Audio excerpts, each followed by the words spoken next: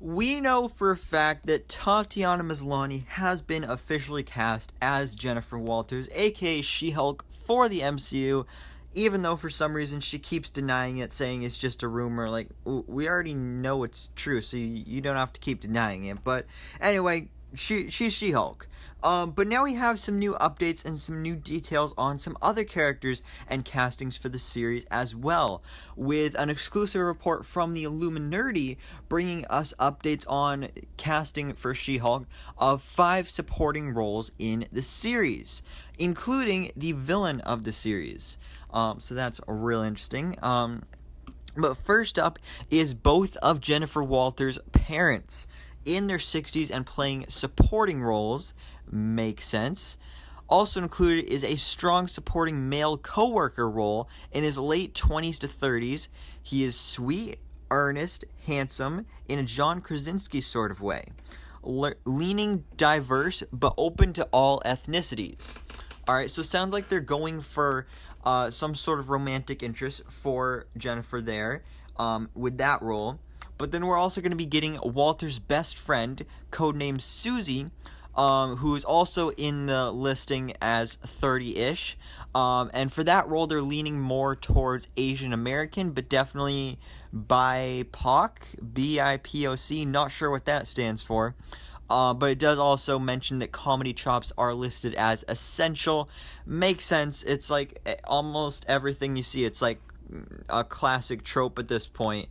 Like, the best friend has always got to be like the comedic character there. So that's cool there. But this is where things get interesting, because lastly, the show is casting for a female villain in her 30s under the codename of Lucy, who is listed as a glamorous social media influencer, Kardashian-esque style, with a dark side. And she promises to be one of the biggest characters in the She-Hulk universe to be introduced. And she will be in 5 to 10 episodes. And I'll talk about that more in a bit, about the 10 episodes thing. So this character, this villain, codenamed Lucy, is not actually going to be called Lucy in the series. That's just a codename for now. But so far, this is sounding like this is hinting towards Titania, a classic Marvel Comics villain of both She-Hulk and Hulk, and the Avengers, and a whole bunch of different Marvel heroes. And she's a really cool character. Usually, most of the time when you see her, she's usually working with other villains like the Absorbing Man, because in the comics, I believe they're actually married. So it would definitely be cool if we could see Absorbing Man here as well. That would totally be awesome. Especially since we've seen Absorbing Man in the MCU before. He was on Agents of S.H.I.E.L.D. for multiple seasons. He had multiple appearances there. But I doubt that we'll see him appear here, and if we do, it probably won't be the same version, but we'll see. But it is really cool that we'll be seeing Titania, and this does definitely sound like a different take on the character, with like the Kardashian-esque style going on here. Man, imagine one of the Kardashians as a She-Hulk villain. That'd honestly be kind of hilarious, and I wouldn't be able to take her seriously as a villain. Like, get Kim Kardashian in here as Titania. Like, that'd be weird. That would just be weird. So that's pretty much it there on that front. It's cool to be seeing that we're going to be getting that character.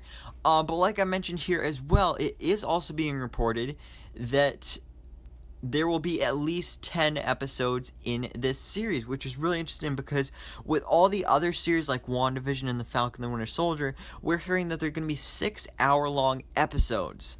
Now, it could be with this show that it's going to be 10 episodes, but every episode is only like 30 to 40 minutes. That could totally be the case.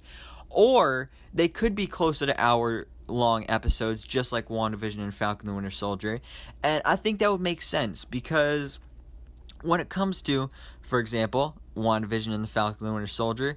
Those series are all about characters that we've already seen in the MCU before, that have already been developed a little bit before, and those series are going to be full of action, and they're all going to be about setting up the future of the MCU, with WandaVision being about the multiverse and Wanda's mutant possibility, her twins with the Young Avengers. Falcon and the Winter Soldier will set up the Thunderbolts, and Falcon being the new Captain America. But with She-Hulk, they're introducing a completely new character. Plus, I doubt that this show is going to heavily impact the future of the MCU in any big ways other than just, introducing She-Hulk as a character. And I feel like this will be a much more grounded series because Jennifer Walters is a lawyer, so there's a lot more that you can do with that in 10 episodes. Because you can show what it's like for Jennifer's life transforming into the She-Hulk, and what it's like for her being a lawyer but being, big, muscular, and green doing it. So I think it's really interesting. If any of these upcoming Disney Plus Marvel series get 10 episodes, I'm glad that it'll be She-Hulk, because I think this really deserves it and they can really make it work. So yeah, guys, I am definitely excited for this, but let me know down in the comments below, what do you think about these new supporting characters that we'll be getting in the series, including the villain, which I assume is probably Titania. We're not completely sure on that yet, but then also the possible 10 episodes for this series.